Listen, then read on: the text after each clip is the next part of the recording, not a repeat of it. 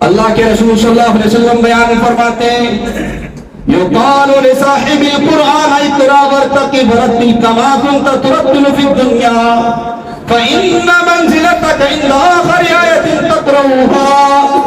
اے لوگوں، جن حافظ قرآن کا ہماری نظروں میں کوئی مقام نہیں ہوتا، کوئی عظمت نہیں دیتے، ان حافظ قرآن کا مقام محمد رسول اللہ بیان کرتے ہیں۔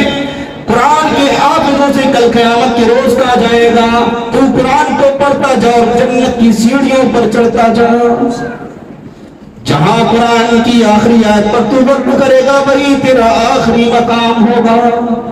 آج حافظ قرآن کو قرآن کے نذرانے کے نام پر ہم جو چند روپے پیسے دیتے سمجھتے ہم نے بہت بڑے تیر مار لیے۔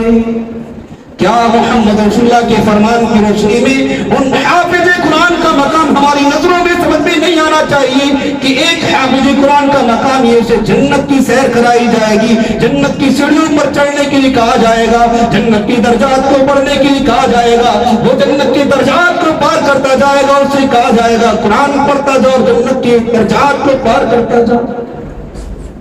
سوچنے کی بات ہے، سوچنے کی بات ہے۔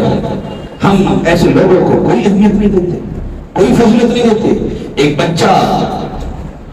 ایک بچہ اگر انجینئرنگ کی تعلیم پا رہا ہے، ڈاکٹری کر رہا ہے یا اور کسی بڑی اونچی پڑھائی پر دنیا کے اعتبار سے وہ پڑھ رہا ہے، اس کی قدر و منزلت ہے گھر کے اندر۔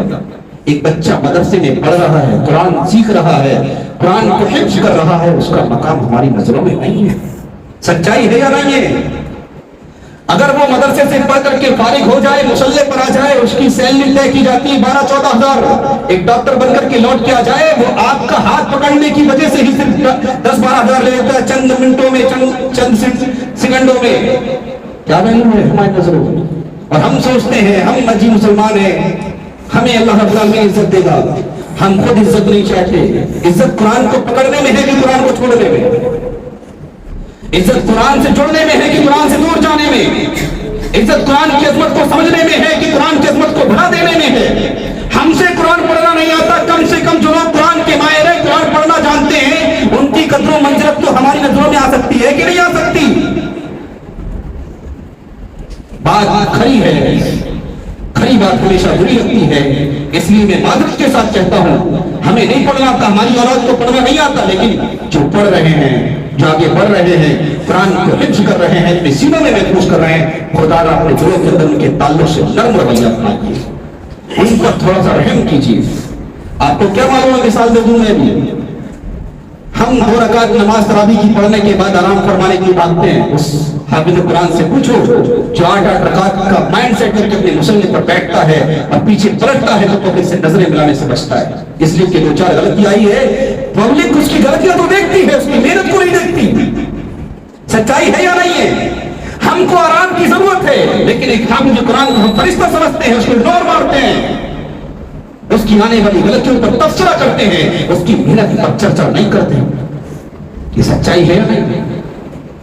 معاف کیجیے گا، اور خدا را پھر میں کہہ رہا ہوں ہم حافظ قرآن کی عظمت کو سمجھیں گے، ان کو اہمیت دیں گے، ہمارے محلے علاقے گھروں کے ہمارے حافظ قرآن نظر آئیں گے انشاءاللہ۔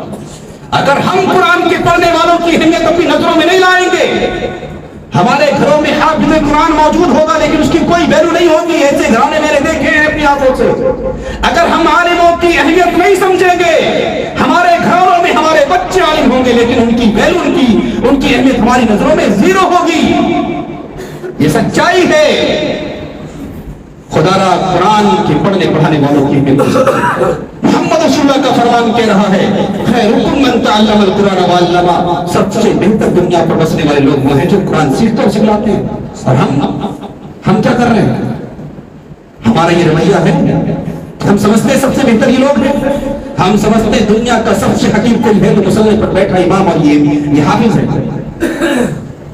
یا نہیں؟ سچائی جو چاہتا ہے زبان درازی کرتا ہے، جو چاہتا ہے بولتا ہے، کوئی کسی کی زبان پر لگام نہیں ہے۔ اللہ کے رسول صلی اللہ علیہ وسلم کا دور اٹھائیے، 70 حافظ قرآن کو شہید کیا گیا، اللہ کے رسول نے شہید کرنے والوں کو بددعائیں دی تھی۔ اگر آج مسلح پر بیٹھ کر کوئی امام حافظ ہمارے حق میں بددعا کر دے، ہم دنیا میں منہ دکھانے کے لائق رہ جائیں گے؟ کس کو نہیں معلوم ہے کہ ہم کتنی زبان درازیاں کرتے ہیں؟